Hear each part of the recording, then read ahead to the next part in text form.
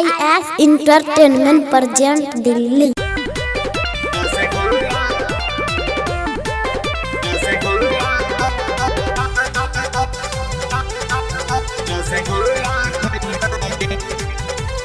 शांति recording studio Raja जनमानसी।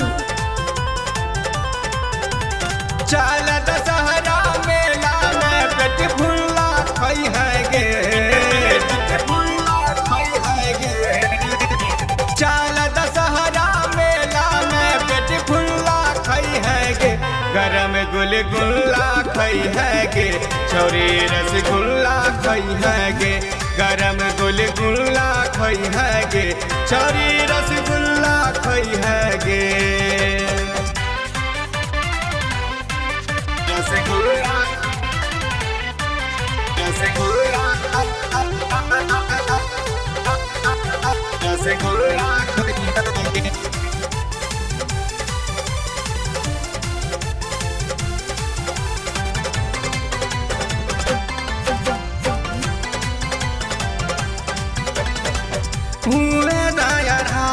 हमर bike पे चढ़ी है, जरकिन में पीठी में बॉडी रगड़ी है,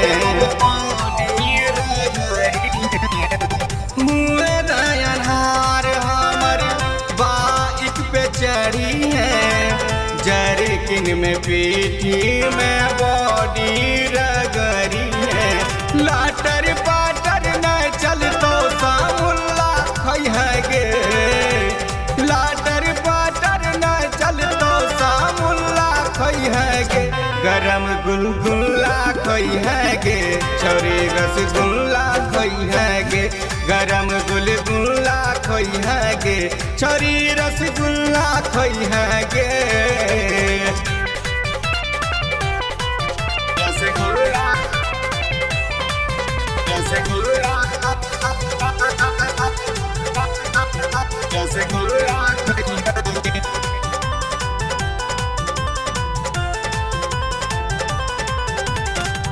मेला देखेबो तोरा झूला झूलेबो, रात भर जादू के खेला देखेबो,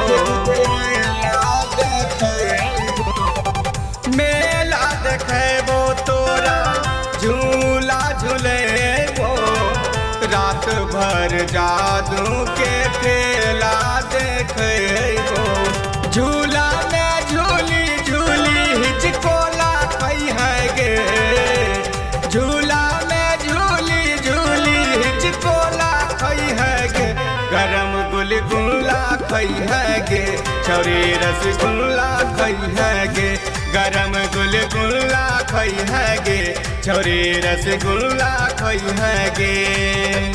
चल दशहरा मेला में पेट फुल्ला खाई है गे, गरम गुलगुल्ला खाई है गे, छोरी रसगुल्ला खाई है गे, गरम गुलगुल्ला खाई है गे, छोरी रसगुल्ला खाई है गे।